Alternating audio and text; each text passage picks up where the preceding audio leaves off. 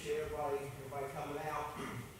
We're studying in Deuteronomy, and we're going to start we're in chapter 7. We'll start with verse 12.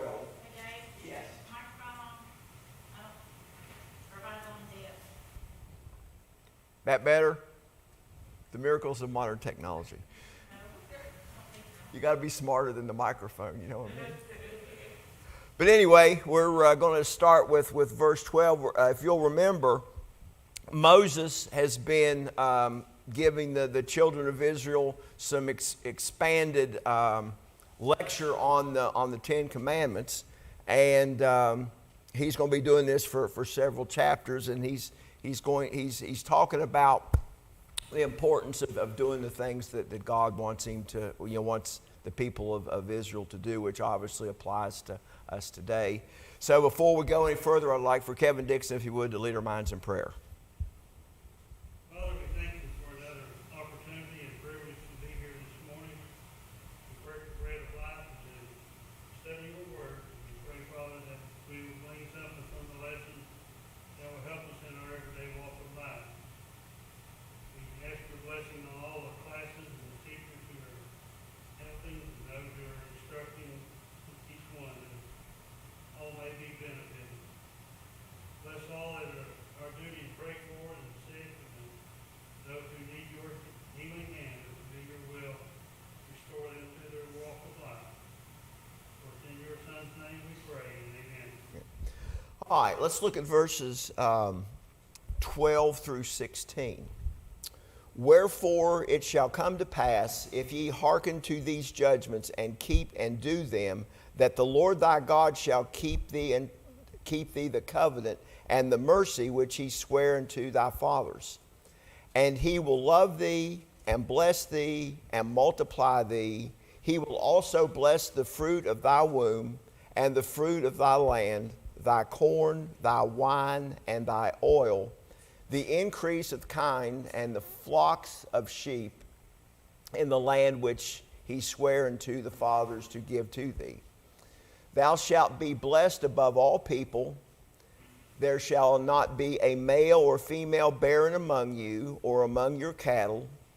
And the Lord will take away from thee all sickness, and will put none of the evil diseases of Egypt, which thou knowest, upon thee, but will lay them upon all that hate thee. And thou shalt consume all the people which the Lord thy God shall deliver thee. Thine eyes shall have no pity upon them, neither shall they serve their gods, for that will be a snare unto thee. So basically here we're seeing that if they do the things that God wants them to do, they're going to get blessed. So we see a parallel here between obedience and blessing. And Moses goes on in these verses to kind of enumerate the blessings that God's going to give them. And the thing that they got to remember is obedience and not getting into worshiping the idols of the people of the land that they're coming into. Now we notice here in verse 13 that he talks about grain and wine and oil. And these are basically the three principal food groups of the people there in the land of Canaan. And I don't know where I read this, but quite frankly, I've had a little bit of trouble without having any power at the house, but I stumbled onto this. One of the commentators mentioned that some entrepreneur in the United States put together a Christian food. And the Christian food was based on these particular verses, and it had a certain amount of grain and all the different things that were discussed here put into kind of like an energy bar. So, we see here that these are kind of the principal food groups that the people used at that time. The other thing that I thought was kind of interesting was the word that was used in the original text for grain was the root word where where Cerrito came from. And if you'll notice on the when you come into town and on all the city trucks, the C's got a little thing of grain on it. And that goes back to the goddess of grain and Cireo or something like that. But anyway, that's the original term that was used in the original text. The root word for that Cerrito came from. So I thought that was kind of interesting also. So the mercy here is going to flow from the love of God to Israel, and it's going to be manifested, in all these blessings, and also the people multiplying. And, that's kind of an important thing, because we've talked about this before. The children of Israel wasn't the largest group out there. And anytime that they went to battle, they were going to battle against a group that was, that was larger than they were. So we see here that in God's plan, He wants to expand His people. And also, not only are the people going to be expanded, but also the flocks are going to be they're going to be expanded also. So as the population grows, then the food supply is going to grow. And we've talked about this several times. There's going to have to be a lot of flock just to keep up with the worship that's demanded. So you have to pull those animals out of the food supply, because those are pretty much going to be dedicated to God. So He's going here and making sure that as the population grows, all of the things for substance or subsistence for these people are going to they're going to grow also. So we see that the body is going to be blessed, the fields are going to be blessed, the soil is going to be good. It's going to be good not only for rearing cattle, but it's also going to be good for planting crops and things along that line. And so the flocks will be able to increase also. In verse 15 is something that in that day and time was a very important thing. And He promises that He was going to prevent the children of Israel from getting all of the diseases. Now, these diseases are expounded on a little bit more in Exodus, the 15th chapter, verse 26, and in Exodus, the 23rd chapter, verse 25. And He is going to strengthen His people. And this kind of goes back to the fortifying of the body, so that they were not getting the diseases that was going on back in Egypt. And, of course, we've talked about those in the past when the children of Israel were in bondage in Egypt, all the different diseases that were going on. And, the ones that the scholars seem to be most significant and talk about that we don't talk really about that much when we talked about the plagues that God put upon on the Egyptians. But one of them was leprosy.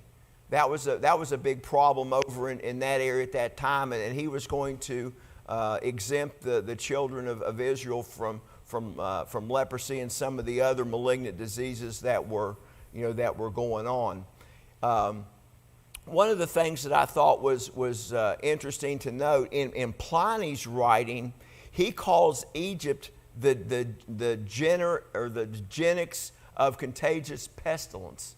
So, Egypt has always had a history of a lot of contagious diseases and things along that line. And, Moses was reminding the children of Israel that, those things that I'm sure that their parents had talked about. Now, we've got to consider that this group of people that this is being written to, they weren't back in Egypt.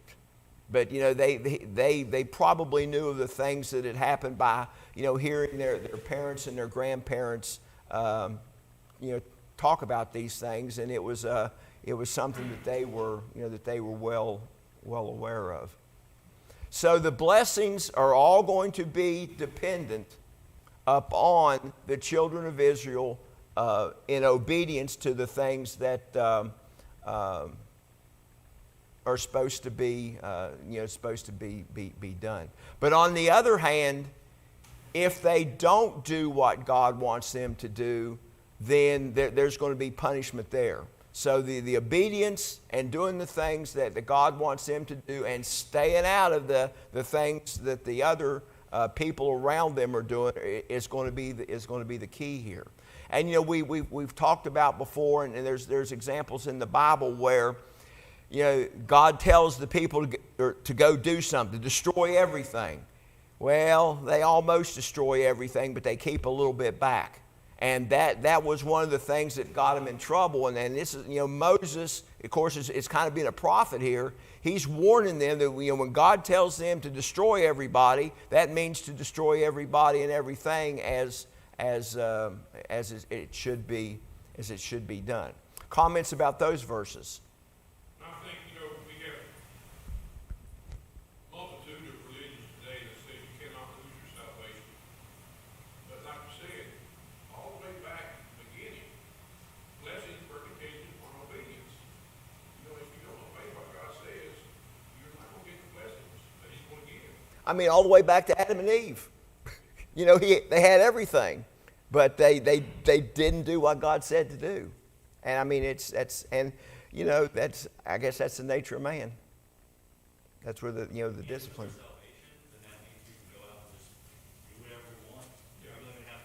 Yeah, I mean, the scriptures do not teach once saved, always saved. It doesn't teach that.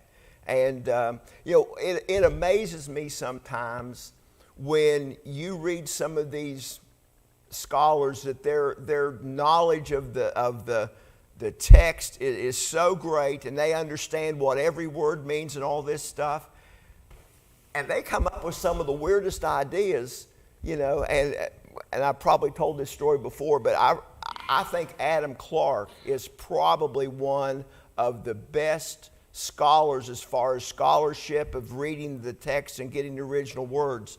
And he absolutely condemns, he goes on for page after page after page condemning instrumental music. Now, of course, he was a Methodist, and we all know that Methodists use instrumental music. But when it comes to baptism, he'll write 10 pages of how baptism is not essential. I mean, it's amazing with how people, it's pretty plain. It really is. And when, even though the Old Testament is not in effect today, it's put there for our learning. And the things that happened back then are happening today, and today it's on a larger scale. So, I mean, there's a lot of stuff to be learned there. All right, any other comments about those verses? All right, let's move on then and start with verse 17. If thou shalt say in thy heart, these nations are more than I, how can I despise them? Thou shalt not be afraid of them, but shall well remember what the Lord thy God did unto Pharaoh and unto Egypt.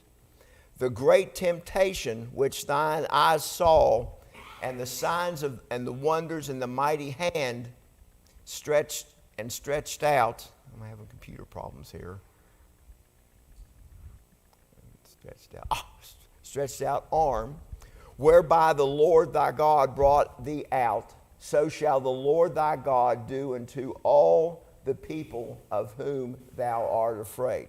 So what Moses is saying here is, I understand that you all are a minority, and I understand that you're going to be going up against greater nations, but don't be afraid, because the Lord is going to be on your side. And when you look at the power that Egypt had versus the power that the slaves or the Israelites who were slaves in Egypt had, they conquered over probably one of the greatest armies of all time and one of the greatest empires of all time, because that was the Lord's will that was going to happen. And he's just reminding these people who didn't see it firsthand of the power of God and what God did to Egypt, and remind them of the fact that it doesn't matter how big the problem is, God is going to deal with them if they do the things that God wants them to do. Comments about those verses. All right, let's look then at at verse 20. Moreover, the Lord thy God will send the hornet among them until they that are left and hide themselves from thee be destroyed. So he's also going to send hornets against them, and this is expounded on quite a bit in Exodus, the 23rd chapter, verse 38. And this plague or these hornets are going to they're going to be there until everything, there's nothing left of what God wants to destroy. They're going to be utterly destroyed, and utterly means completely destroyed. Because we have to remember, and we've kind of alluded to this before, that when the children of Israel goes into the promised land and they destroy people, they're going to destroy the people, and they're going to destroy their animals. They're going everything, but they're going to leave basically the infrastructure for them to take over. But everything else is going to be utterly destroyed. So let's look at verses 21 through 23. Thou shalt not be afraid at them, for the Lord thy God is among you, a mighty God and terrible. And the Lord thy God will put out those nations before thee by little and little, and mayest not consume them at once, lest the beasts of the field increase upon thee. But the Lord thy God shall deliver them unto thee, and shall destroy them with a mighty destruction until they be destroyed. So again, he's telling the children of Israel that they do not need to be afraid, because Jehovah is in their midst, and he's reminding them of the power that God had. And it's a terrible power. It's a power that cannot be overcome by man. And he is going to drive these nations out. But the key thing here, and I think this is something that probably really needed to be said to the children of Israel, it's going to have to be done gradually. It's not going to happen all at once. It's going to have to happen gradually. Now, if you think back when we've been studying all of this, the children of Israel were a pretty impatient group. And they wanted everything to happen. And it's just like the deal with they go a couple days without bread, they're screaming at Moses they haven't had anything to eat. They go a couple days without water, they're screaming at Moses that they don't have any water. So patience is not really a virtue at the time that the children of Israel had. And God understood it. He explains it pretty well here. You can't do this stuff all at once. You have to do it gradually, and it has to be done in a certain way. And you'll notice here that it talks about the beasts of the field. What we're talking about here is wild animals. Now, probably in this day and time, the greatest threat to their flocks were the wild animals. So if you went in and you took out too much area at once before you were able to secure that area, you're going to lose a bunch of your flock, because the beasts of the field, the wild animals, are going to come in and take everything, or and not take everything, but work your flocks over pretty good. So what's going to happen is going to take a little bit of time, get that area secure. Take a little bit more, get that area secure, and gradually go out and do it. And from when you study this we're talking about there's going to be some war here, okay? And when you talk about this from a war perspective, is you can push too far forward, and the enemy can come in behind you. So as you expand out, you've got to secure the area and make sure that it's done in the proper way and at the proper time. So that's what Moses is telling the people here, that these wild and ferocious animals, give them the opportunity to multiply, because there's nobody out there killing them, because the children of Israel do not have that they don't have that capability at the time to do that. So any comments or questions about that? You know, Moses, when he's speaking, of course, you've got upwards of 1 million people at least. So he's actually speaking to the military leaders and leaders of each tribe or Right. group of people. And it's up to those leaders, you know, to lead these people. So that's where your strength comes from. Right. The leader you choose. Right. And of course, I think obviously at this point, Joshua was the military leader. And, you know, if you study Joshua, he could be listed up there with the greatest military leaders of all time. You know, his tactics and strategy was really good. Of course, he did what God told him to do.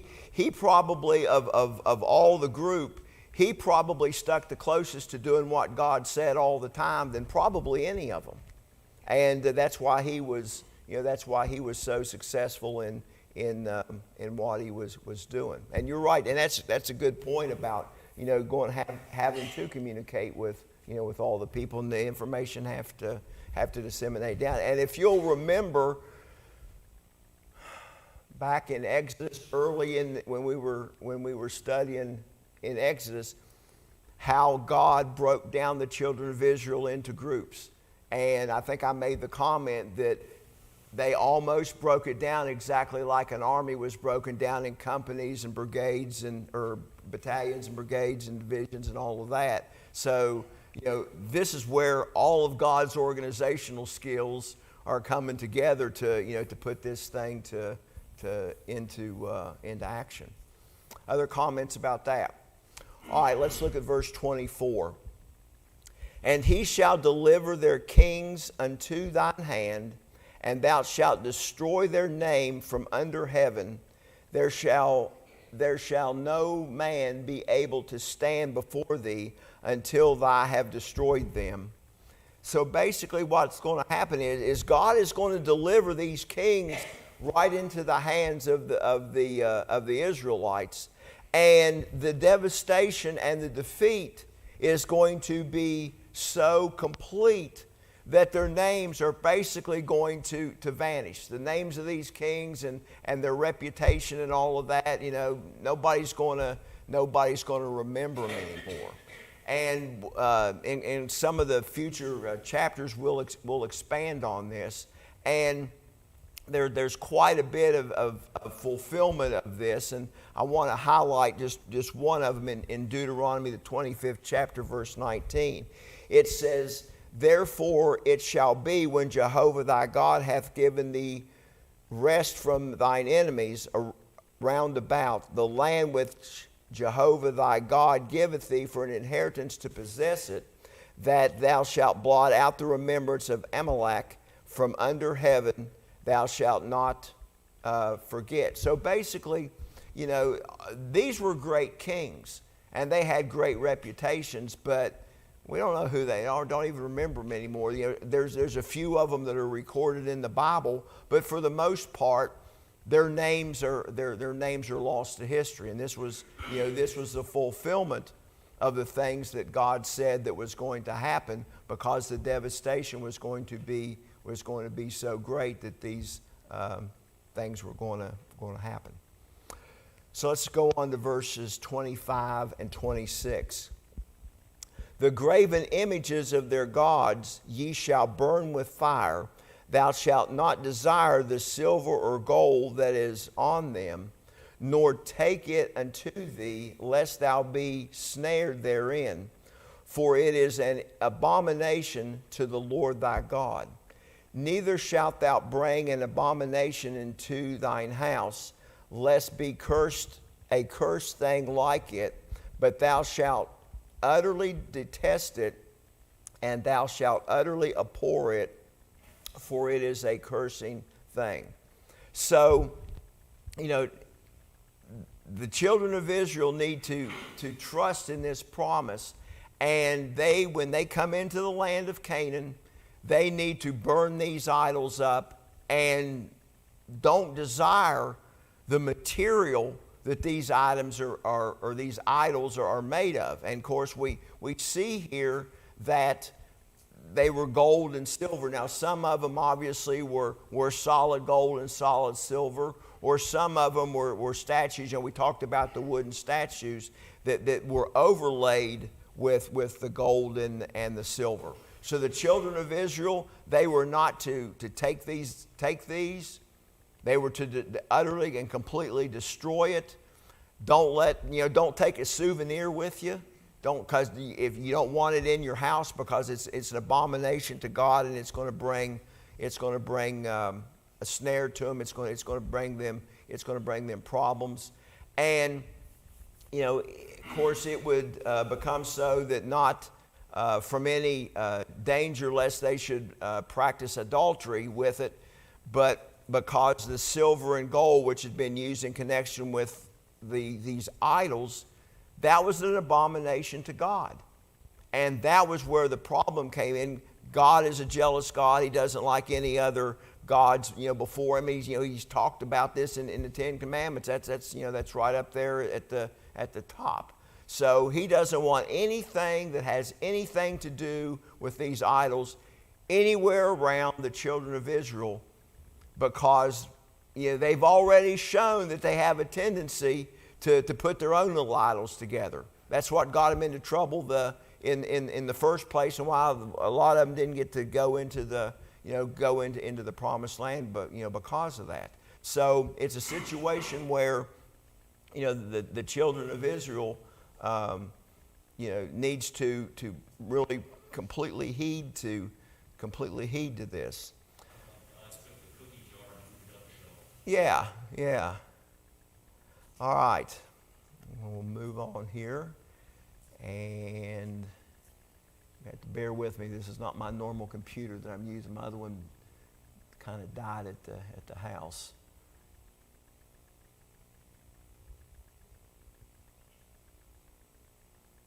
Okay. So now we're going to move into chapter 8 here. Now, chapter 8 is basically a warning against pride and forgetting God. So Moses has talked about certain things so far, and now he's going to give them some more information about checking to make sure that they don't want to do this. So there's two important lessons from the past that are now being basically referred to. The first one that we're going to talk about is the experience of God's care in the wilderness during that period, and when the people of Israel were unable to help themselves, and they taught them the lesson of humility through having to depend on the providence of God. And the memory of this experience should keep them from pride in their own achievements among the things that they're going to be coming on to in the new land, because they're going to have a secure land, and they're going to have a prosperous land. And the children of Israel were not only in danger of compromising with the Canaanites, like we talked about in chapter 7, but there was also a danger of becoming too self-reliant when they entered the promised land. And that's what we're going to talk about here in chapter 8. And there's kind of two double themes here: remembering and forgetting, and talking about the wilderness versus the promised land. So remember what happened and in the past, forgetting about God, remembering the things that happened in the wilderness, and talking about the things that's going to be happening in the promised land. So they basically, the first few verses lead to the final warning in chapters, or in verses 19 and 20. And then there's 4 times in chapter 8 and 9 where Moses commanded the children of Israel remember. And there's 4 times that he learned, or he warned them about not forgetting. All right, so let's start out by looking at the first 6 verses of chapter 8.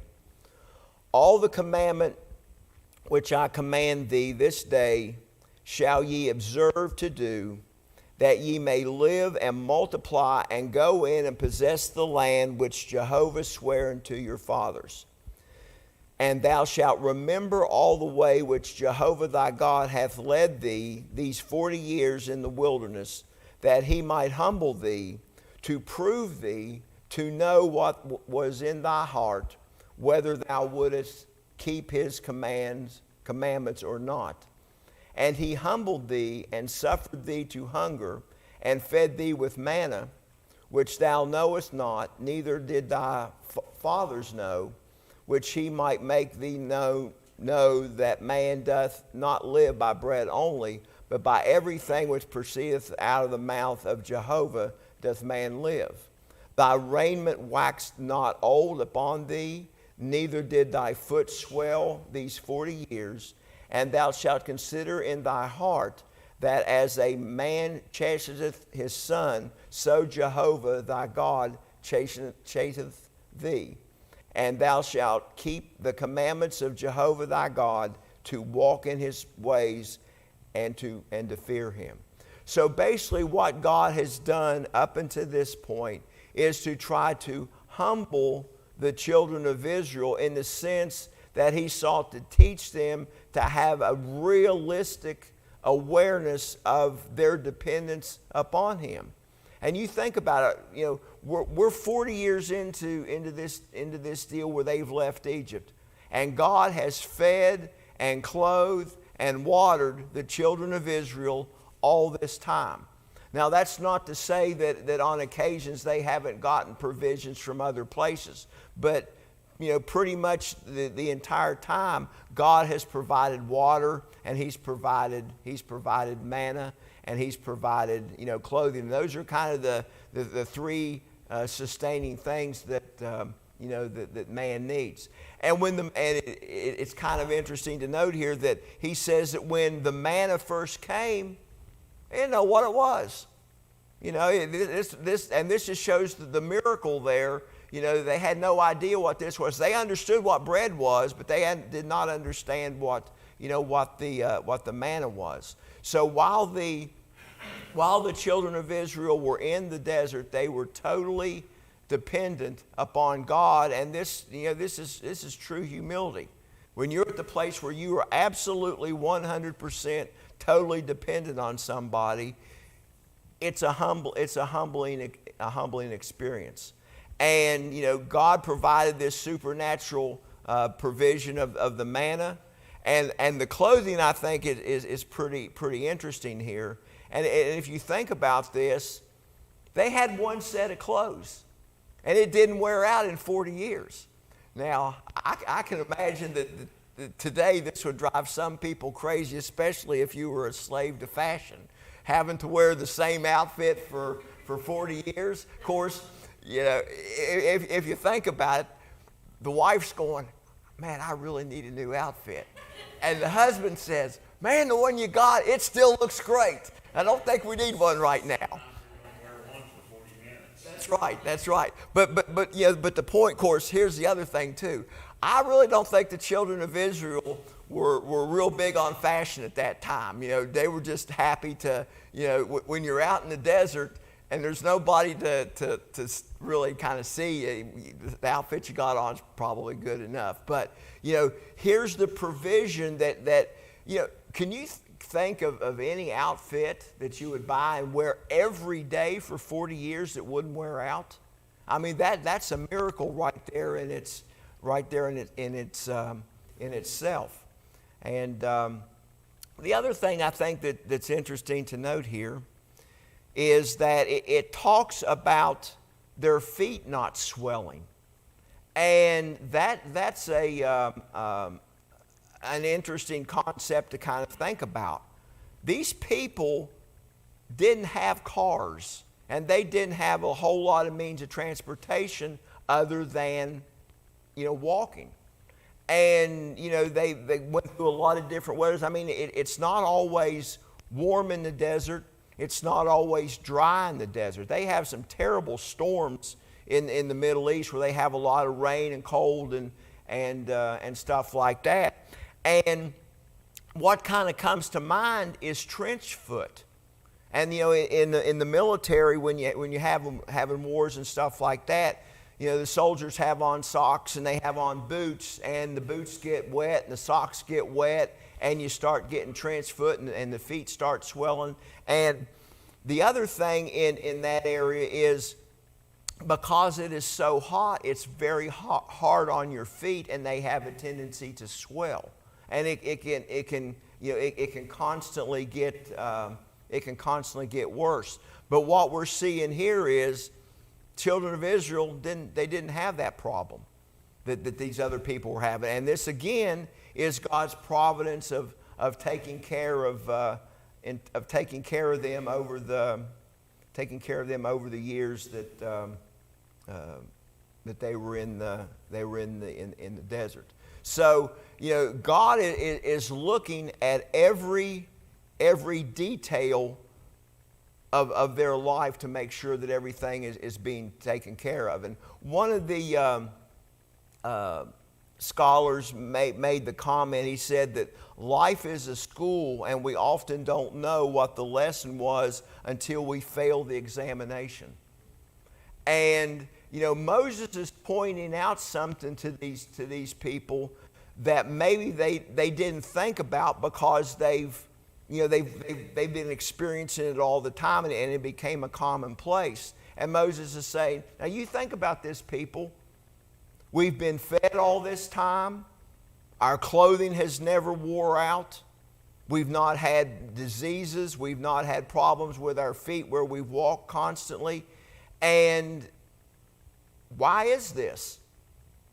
It makes him think about God, and it puts out the things to them that they need to remember, because again, all of these people haven't experienced all of these things, and we're kind of bringing up a new group. And another key thing here is that it talks about all the things that proceed out of the mouth of God. That is so important. God has all the answers. God is in control, and if God says it, then that's the way it's going to be. And I'm going to probably get myself in trouble with this next statement, but I'm going to make it anyway. All of our global warming that we're having here in the last few weeks, and if you read the paper, some of our eminent leaders are telling us, that we've only got a couple of years left and all this stuff. God is sitting in heaven laughing at us. The Bible clearly says that when God is ready to end the earth is going to end. We're going to have summer, and we're going to have winter, and we're going to have... God's sitting there laughing at us. And People think that we're going to destroy the earth, and we're not. God's going to destroy the earth. We didn't make it, so we can't destroy it. I mean, I was sitting there thinking that idiot Kerry, whatever his name is, yeah, he's making a big thing. We've probably only got 6 or 7 years left before we destroy the earth. Okay, God's sitting there laughing at us. Yeah, in his big jet. I want to see him have an electric jet. That's going to be that's what I'm looking forward to, is an electric jet. I see 200 million electric cars right now parked. Yeah. See it? So I'm sorry about getting off on that, but anyway, that just came to my mind. I had to say it. But I appreciate everybody's attention, comments, and we'll pick up next week in chapter 8.